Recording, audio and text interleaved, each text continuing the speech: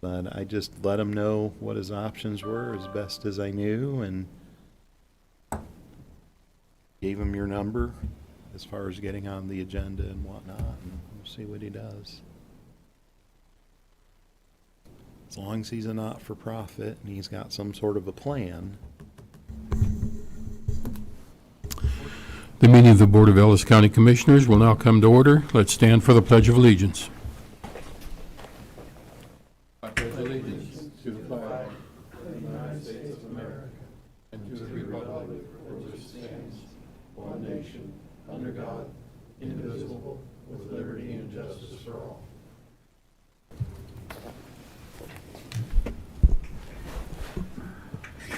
And Bobby, you can call the roll. Commissioner Joe LaRue. Here. Chair Butch Slyer. Present. Commissioner Neil Younger. Present. We have a quorum. Okay. There's no changes to the order of business this evening and no executive sessions. Prior minutes, Commissioners, did you have a chance to review the prior minutes? Everything looked good. Minutes stand as submitted. Consent agenda. Do we hear a motion for the consent agenda? I'll move to approve the consent agenda, items A through G. I'll second that. We have a motion and a second. All in favor say aye. Aye. Aye. Motion passes 3-0. Issues from persons not on the order of business. Let's go down there. Monthly department report. Commissioners, concerns, comments? Everything looked good to me. I'm good. Yeah, very thorough report. We thank the department heads for getting all that information to us. The Health Department conference update. Kim?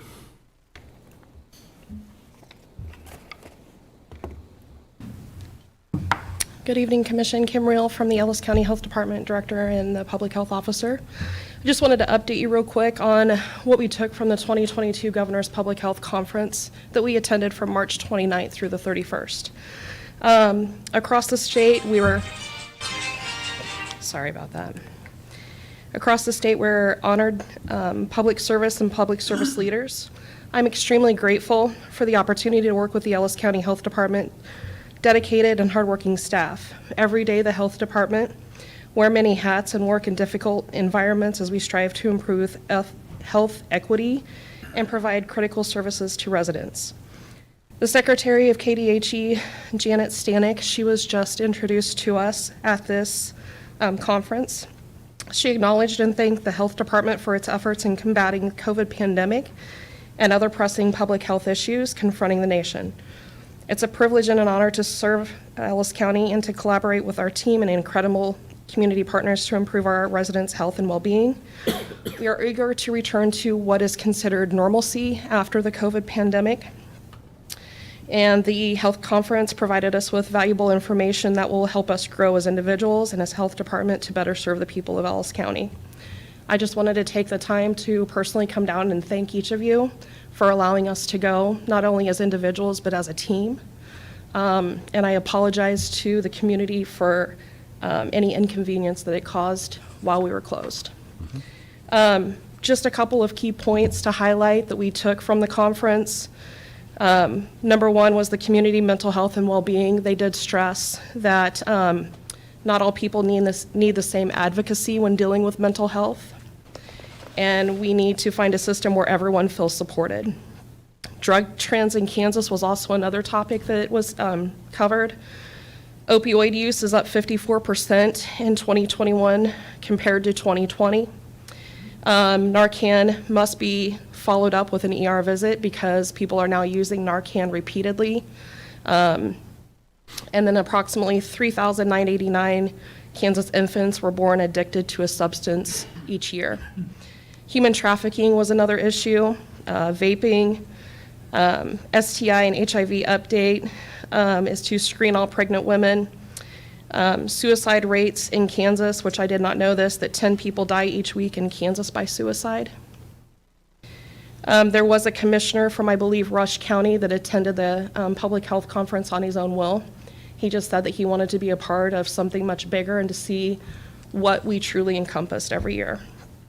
A gratitude practice in the organization, that's something that I plan to implement going forward for the remaining part of 2022 into 2023.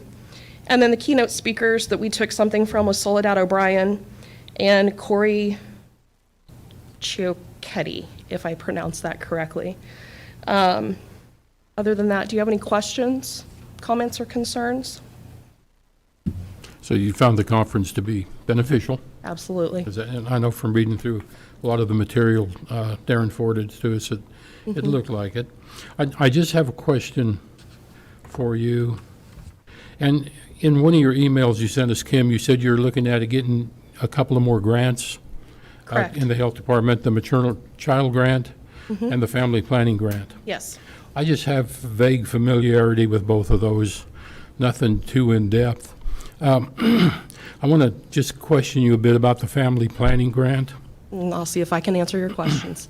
Is there anything in that family planning grant in the contractual agreement which would encourage you in any way to refer to Planned Parenthood or other abortion providers? I can't answer that question. I haven't had time to look at the contractual agreement of that. Okay. That was one of the things that got brought up, was that because Hayes doesn't have a Planned Parenthood anymore, that this could benefit Ellis County to bring something like that back into the health department. There is no way I'd be supportive of anything related to abortion. Correct. It just couldn't happen. Okay.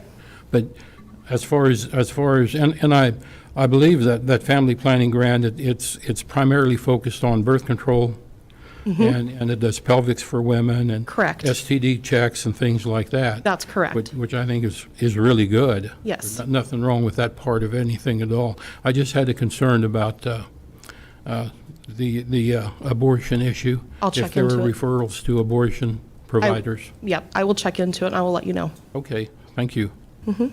Commissioner Neal, any questions?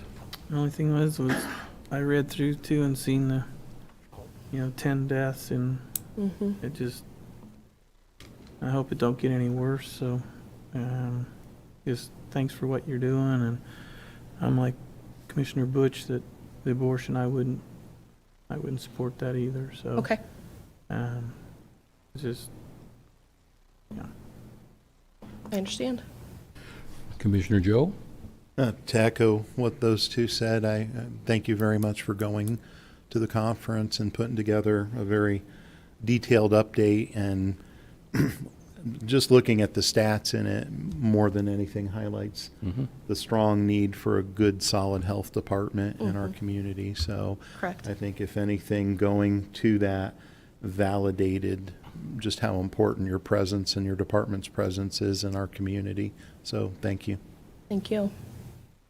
While I am here, there's been some updates on our grants that I wanted to kind of inform you about, because we're going to have to move rather quickly. It sounds like I'm coming down from the state. Darren and I spent about an hour and a half to 2 hours this morning on the phone with KDHE. We have an enormous amount of money sitting on the table that could potentially lose if we don't use it. Darren and I chose to focus on the remodel for the Ellis County Health Department, which is where approximately $200,000 or better would go to.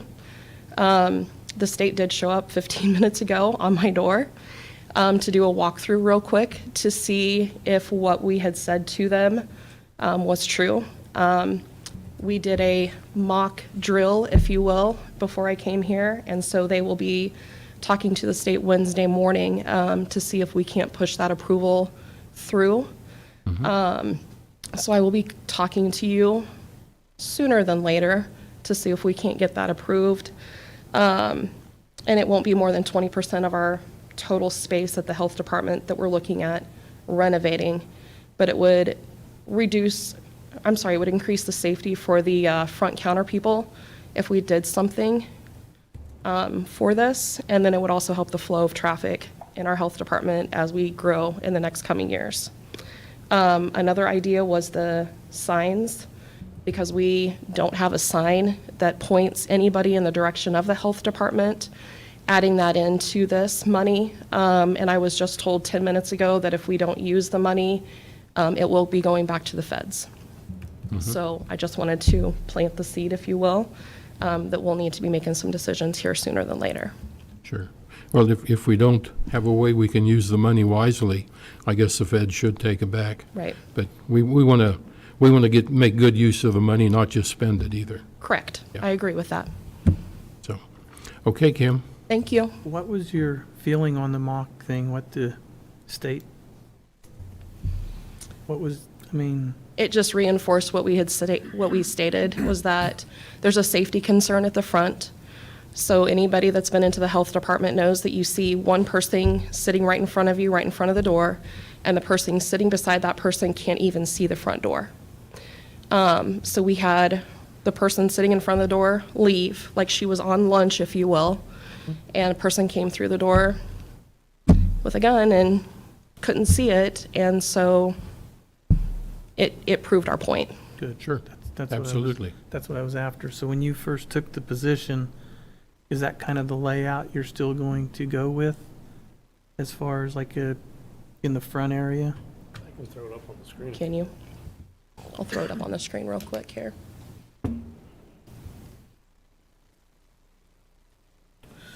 Because I know you had mentioned about like the kids and that kind of stuff to, yeah, okay, okay.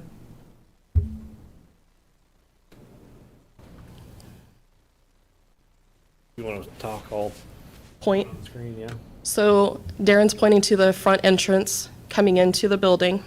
So the first step would be to move the door from where Darren's pointing to now, that's the existing door, to the north wall.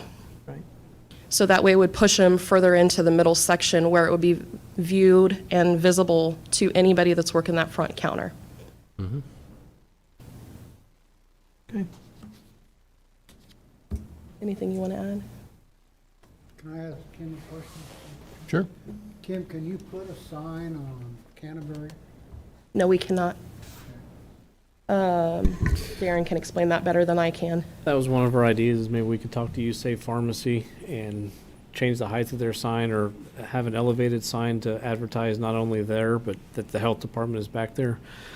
City ordinance regulates that you can't advertise one person's business on another person's property. And they have 2 or 3 businesses that are already grandfathered in, and they told us no. Then we talked about, because the ladies asked us this morning as well, is maybe we could put one up on a 40-foot sign back there, but then you have the height restrictions from going off the residential home, and it would just look like it'd look weird back there. So the signs that she was referring to, one would be potentially on the front of the building where they have the big health department sign now. And then another sign that was out here on the pylon in the entryway. We would put a double-sided sign that multi-purpose, vaccine clinic here, flu test here, apply for this job here, election time here, these tags this month. And it could be multi-purpose for multiple things. So that way we're spending that money and having better use of the outcome of what is being asked for. Would those 2 projects take care of all the money on the table? They still don't. Okay. I'll let you explain that one. So Jason wrote for $130,000 for renovation of the building. And that's coming out of the expanded testing grant. Combined with the expanded testing grant, they did the care resource coordination grant, so it's all in one when they should not have done that. There's $75,000 sitting in that care resource coordination that I can't figure out how to spend that money because our salaries are being paid for through other grants. So my question after Darren left today that I asked the state was, can I add that $75,000 into the renovation, or could it be used for the signs? And the verbal answer coming back to me, again, 15 minutes ago was, if your renovation gets approved, yes, move the money. So. The estimated renovation budget total with HVAC and everything that we already had partially funded out of the ARPA funds was just over $200,000. So we're still hoping that with approval within the next week that it was just a budget number. We have no idea what the true cost would be, hopefully under that, but that the funds for that would be able to be paid for. And then we would still have money to do the signs as well. And we had just over $600,000 total that Kim's trying to work with. A lot of that has to deal with salaries, but that'll help make her life a lot easier on getting rid of some of the money that they could still use, replace a copier, replace some laptops, computers, some of that other infrastructure that we have that we would need to replace anyways that would save county taxpayer dollars. Sure. Or sales tax dollars on that stuff as well. And they'd said on the meeting today that hardly ever will you get a grant that will pay for furniture, but they're not really in need of a whole lot of furniture out there. So it's like they said, these are opportunities that come once in your career in the health department, and you just need to be finding creative to work with KDHE and their rules on what can be expended and how and by what time. So the time restraint is that if approved on the remodel and the signs, is by November of this year. Of this It has year. to be completed. Okay. Well, good luck with it. Thank you. As far as the sign placement, are you going to try to put one on the west side of Canterbury, or can we? Can we put Can't it on put the east any- side with an arrow? Can't put anything on Okay. Canterbury alone, because unless we own property on Canterbury, we can't place the sign, even if any individual business landowner would give us permission. It's against ordinance that we can't put a sign out there. So I can show you a picture of what we have proposed. I apologize, I don't have it.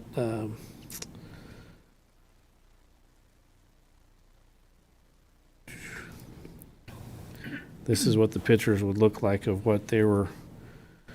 This is the front of their building. This sign is already there, but this would become an LED sign. So that way it could be programmable. And then out here in front of this building is that sign. And they would be programmable, and they come with a lifetime subscription.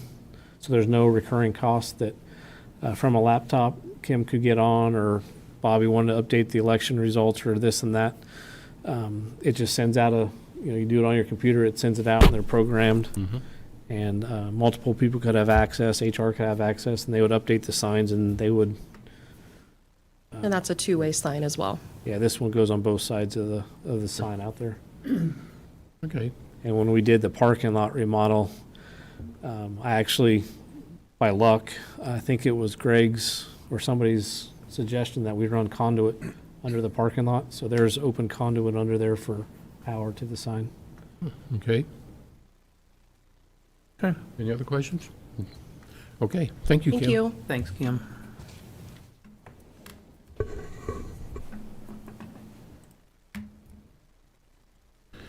Okay, appraiser position staffing request, Lisa.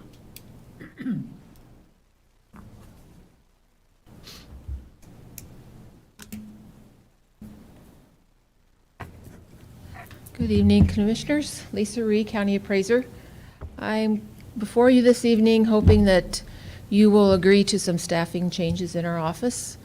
We had a retirement a year ago, and within 6 weeks, we're looking at 2 more retirements, and that gives us the opportunity to kind of review what our staffing issues are, what positions we have, and how we can prepare for the future, because in less than 2 years, we'll have a 4th retirement, and we're trying to prepare for that. What I am looking at is switching a administrative assistant position to which is 3/4 time, to a full-time Appraiser 1 office position. And then also, we will promote one within from an Appraiser 1 office to administrative assistant, and then put in a new position of Appraiser 1 field. What that does is gives us better chance to prepare for the future as we move forward. It seems every year the state is requiring more of us, and we need to spend more time out in the field, and this would help with that. I think this would get us set up pretty good. If on the financial side of it, the 2 that are retiring soon are both on single plans on the health insurance. You know, we don't know new hirees what plans they will have. If the plans stayed equal, we would have a savings of $7,300. If both new employees would take the family and spouse plan, then we may have a $10,000 hit to our budget. However, we have unfortunately had a employee that's had a family medical issue, and they've been on unpaid leave for quite some time. So we should be able to absorb all but $4,000 of that $10,000 if new employees would go full insurance plans. Okay. Lisa, just a question for you. Yes. I know historically, you've always have to look at deadlines and even extend deadlines at some time. Would moving that person up to a full-time position help with that issue too? Yes, eventually, yes, it will. And my plan also is to eventually save some money by not having some contract work done for us. Having another field position would free up some of them in the office currently that do go out in the field a lot, and they would be able to do more of the analysis work that I have done for years, and am slowly trying to get that passed on to others, and this will help with that too. Okay. Well, Commissioners, I don't have a problem with this issue. Commissioner Joe? I wouldn't have a problem with it. It's consolidating staff and moving things around in a way that makes a little bit more sense from a recruiting and a retention perspective. I would imagine most people desire full-time employment versus three-quarter time. And then the other thing too is right now you know what somebody's using for, say, a healthcare plan and what the county's contribution towards that monthly premium would be. But even folks in-house, at any time that could change. So in my mind, that's really not a factor in the decision-making process, even though I know the reality is you have to budget and plan for it. But at any point, any number of folks could change their plan and thus change the county's contribution to that monthly premium. So I'm not too terribly worried about that aspect of it. I mean, we have a good benefit package, and frankly, that's what it's there for, is for them to utilize it and hopefully help us with our goal of attracting good talent and retaining good talent. So again, I'm supportive. Okay. Commissioner Neal? The only question I had was the, 3 field personnel, correct, out in the field? Let me think. I have to go through in my head what we're going to end up with. Hopefully, with promotions, we'll end up with 2 Appraiser 1 field positions. And we'll end up with an Appraiser 2, which will also do field work, and an Appraiser 3, which will also do field work. Okay, you just That's- answered. I was going to ask about the cross-training. So. Yes, Okay, yes. very good. And our office in the past has had trouble hiring half-time and three-quarter time people. We've really struggled at that. Okay. Any other questions, Commissioner? Yes, the property evaluations, and I had talked with Darren about that. Is this something that state requires, that it has to be paper, that it couldn't be electronic? Because that was a phenomenal amount to mail all them out. Oh, the valuation notices. Right now, the only option we have is we do not have to send valuation notices if a valuation did not change from the prior year. Okay. And this year, Yeah. that would not have saved us much. Okay. All right, thank you. Commissioners, any further discussion on this? Okay, Commissioners, I move to approve the reclassification of a county appraiser three-quarter time administrative assistant position to a full-time Appraiser 1 field position. I'll second it. We have a motion and a second. All in favor say aye. Aye. Aye. Motion passes 3-0. Thank you, I Thank you, Lisa. appreciate it. Thanks, Lisa.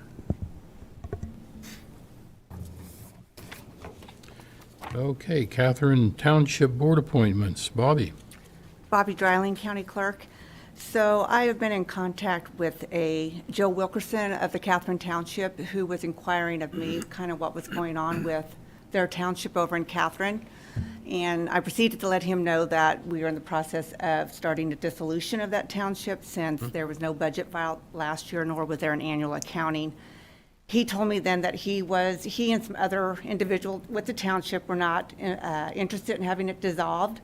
So Joe Wilkerson, he has been appointed as the clerk from the Schmidts, who have now, you can see in your packet, they've done their resignations.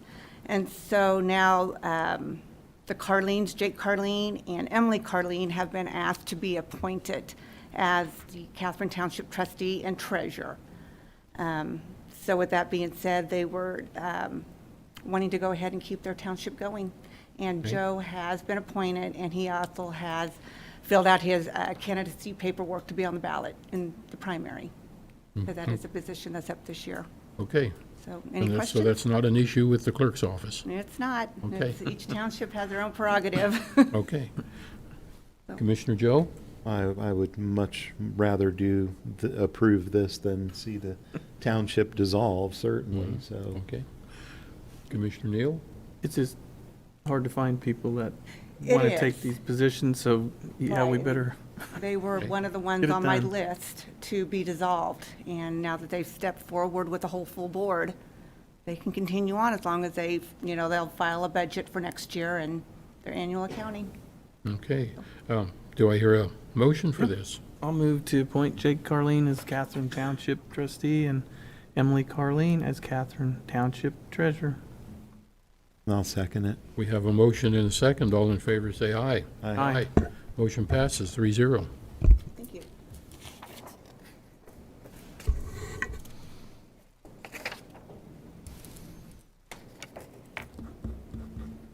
Okay, fiscal year 2022 budget direction. Darren? Good evening, Commissioner Darren Myers, County Administrator.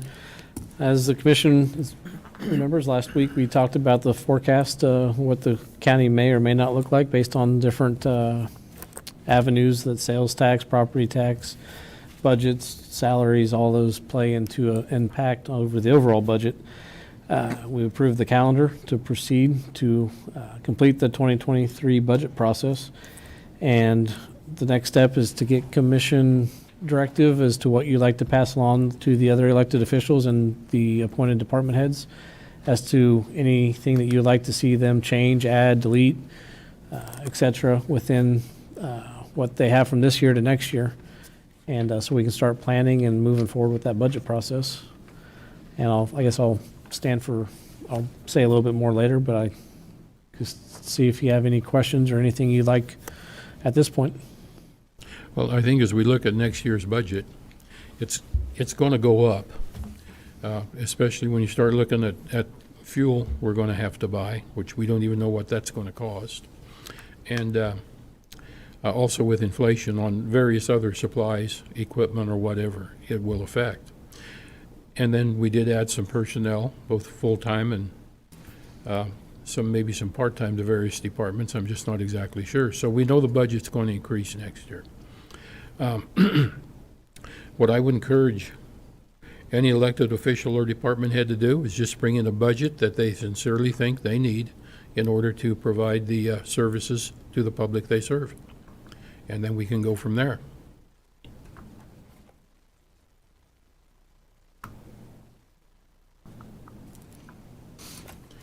Commissioner Neal? I'll echo that same thing. Fuel is gonna get us, but if you listen to the news this morning, they said in November it's gonna go down, so it probably will. They've got it figured out that when and how, so that, and I am supportive in putting some funds away again for road and bridge, Oh, and absolutely, yeah. that we need. Our roads are, Stay with that 1 mil bridge fund that we have going. We want to keep that up for sure. Okay, that was one of the questions I was going to bring up in a bit, is we had talked about, last year we had 329 only that was set aside for those road and bridge funds. This year we created a separate bridge fund, or we're actually going to reactivate an old fund that used to be used many years ago. And we're putting 400,000 in each. And as the budget looked out more with the sales tax, there was talk that we maybe wanted to raise those to 800,000 apiece. So we can start playing catch up, and 800,000 on some bridges won't even pay for some of it. I know Brendan's actively looking for grants, but that was going to be one of my questions, is if you wanted to keep them at 400 for now, or if you wanted to raise them back up to the 800. Well, 400,000, it could take you 2-3 years even to get enough money in there for one bridge if it would fail on us. So if we could increase that, I would be in favor of that. I would support that. Part of the savings that we've had, or the extra capital that we've had, we've just put away to kind of help build up our reserves. Now that those funds are getting more stabilized, we can offset those transfers to reserves back into this type of reserve specific towards the roads and the bridges. The other reserves we're putting back for capital for buildings. Right. We've had a lot of relief from the ARPA funds to, the HVAC buildings, this and the law enforcement. That's going to free up almost double kind of what we're doing there. But we didn't really put anything away back in extra. We've not really increased that except for this year for the road and the bridge. So I know that money won't go far, but there's a lot of projects sitting out there. You'll see it next week at the road tour. Brendan and I've had put together, you can see is out there, a 5-year plan that the money is barely touching some past due projects that really need to be taken care of. Like I say, he is looking at bridges or some funding grants for those as well that might be coming available with the new infrastructure bills that are being passed. Yeah, it wouldn't hurt if we could put more money in those funds, see how the budget plays out. Yep. Commissioner Joe, do you have questions? No questions. I agree. Continuing to build reserve funds would be certainly a great thing to do, especially as was pointed out, we have some ARPA funding that we're utilizing that's giving us the opportunity to build and stabilize reserves. Transferring and earmarking funds from reserves is also good. I would just say stay as close to a flat budget as possible year over year, but make it a clean budget that, again, meets the needs of the citizens of the county. We know we're going to take a hit on some things, Right. and it might require a little bit of shifting and balancing, but whatever we can do to minimize increases, so much the better. Commissioners, I do have a question for you, and this is regarding subsidized agencies. Are either of you interested in going back to Randall Raby with the Northwest Kansas Planning and Development Commission to see if we want to put them on as part of the subsidized agencies? That would be a $40,000 a year subscription or membership to that organization.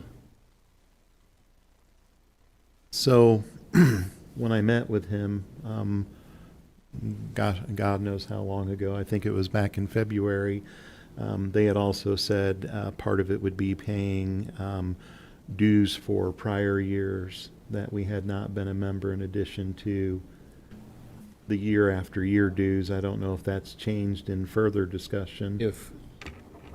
If we were to go back and want to become a member of that commission, I would not be in favor of paying any dues we haven't paid because we haven't participated. Well, we haven't received any services Right. during that time. So I wouldn't be in favor of but- that.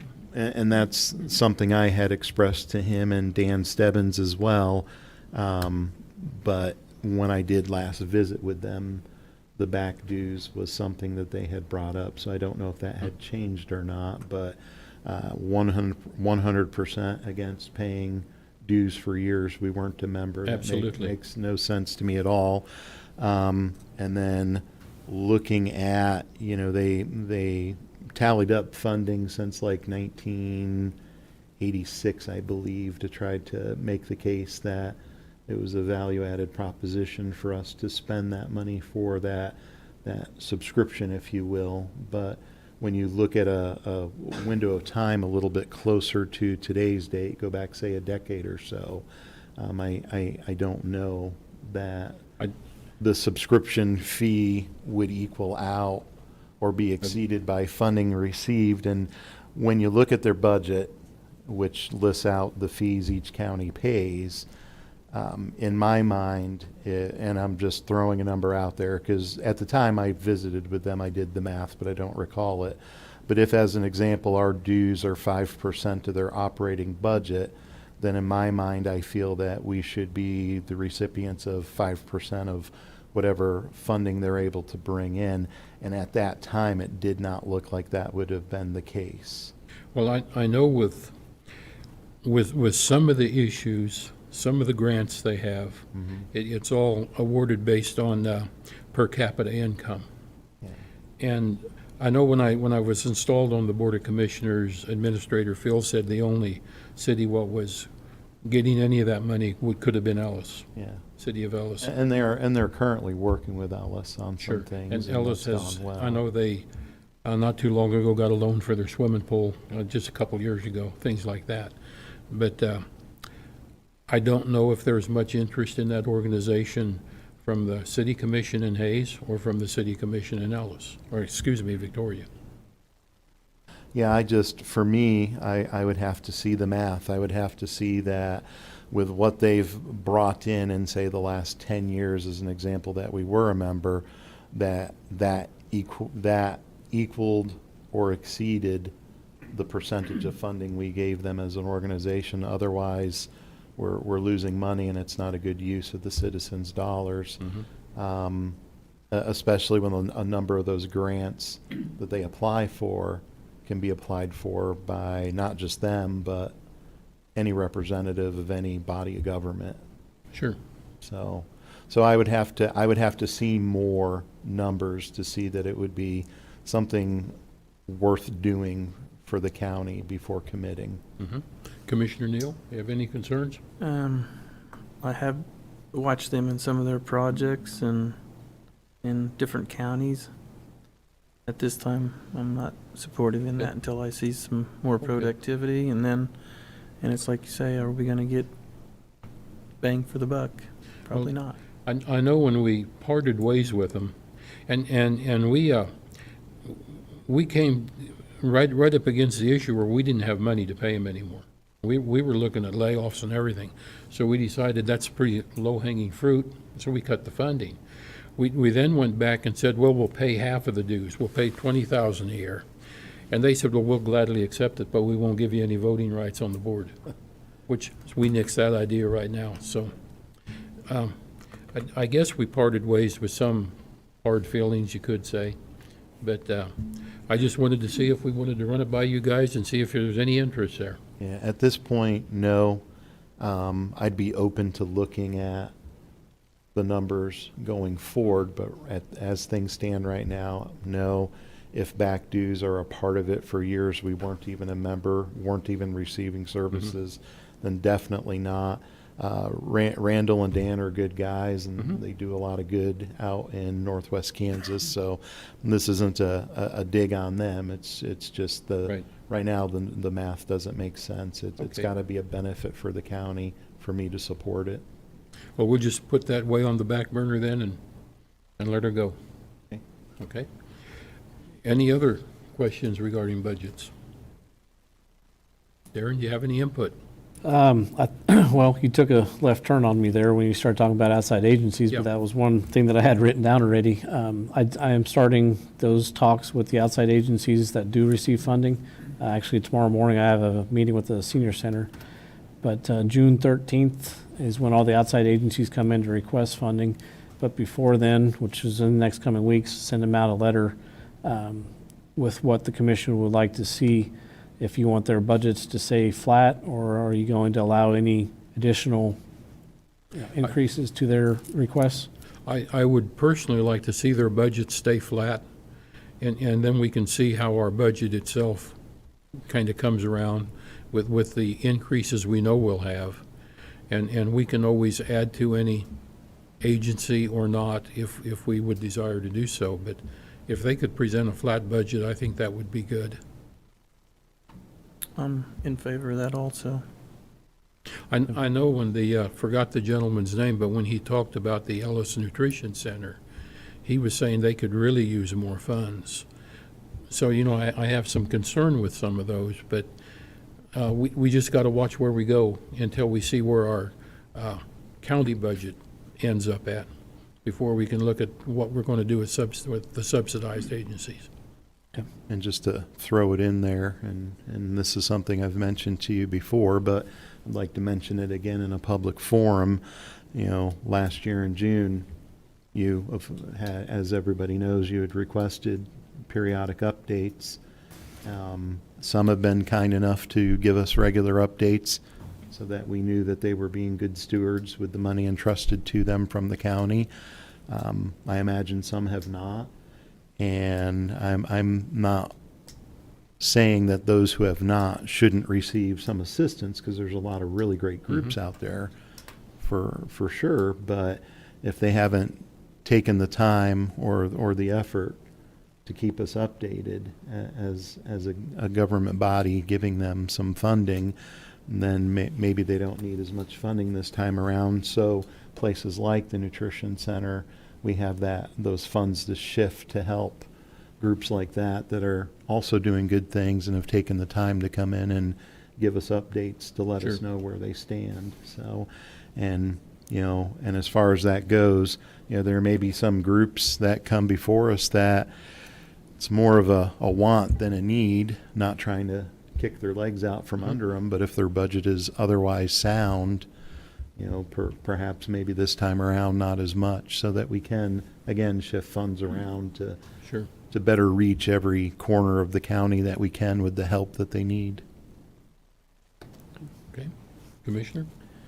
And I'm going to brag on the Historical Society. They have done leaps and bounds, and They And have. that's what we need our other ones to do. And as we all want to move forward, our taxpayers want to know where that's going, and they've shown us. Mhm. So, Right. I will say I have reached out to every outside agency. As the commission is very well aware, over the last couple of months, you've seen a significant portion of them. I think in the coming week, or the first couple of weeks in May, I think there's one or two more, but there are still two or three of them out there that have not returned anything back to me as to trying to schedule a meeting to come. And I don't want to call them out right now, but I'll still try to reach out to them and get them on the agenda. But the June meeting is coming up pretty quick, and we've been hearing updates for quite a few months now on some of these agencies. Sounds good, Darren. So I guess for the overall direction for the budget would it be safe to say that the process we used last year is the HR inputs all personnel raises, but try to keep the other line items the same? But take into account that if there's a certain line item that like Brendan's fuel bill is $425,000, if it's up 50% than it was last year, that's going to have to go, but maybe just itemize those out and explain to you where they're at on Sure. those. And if there's an increase there, but Right. Yeah, as they look at their line items and, supplies or equipment, if they anticipate an increase, well, they have to reflect that in their budgets too. And then maybe show an explanation to us why it's increased. Yep. So, So I'll try to put the budget together with the personnel changes, mhm. and then try to keep the commodities, contractual, and capital the same. And then if there's any fluctuations, the department heads will be able to point those out to you, so you can see where those changes are throughout the overall budgets.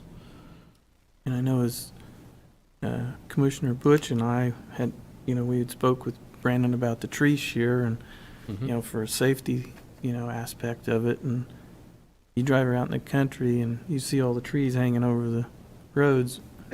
That's getting some of our roads with sun can't get to them. And so that's one thing I would like to Yeah. suggest. And The tree shears, Mhm. I believe he had looked into those, we just hadn't moved on it yet. Okay.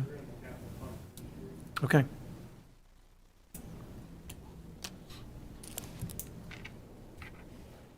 That's, I think, get us started.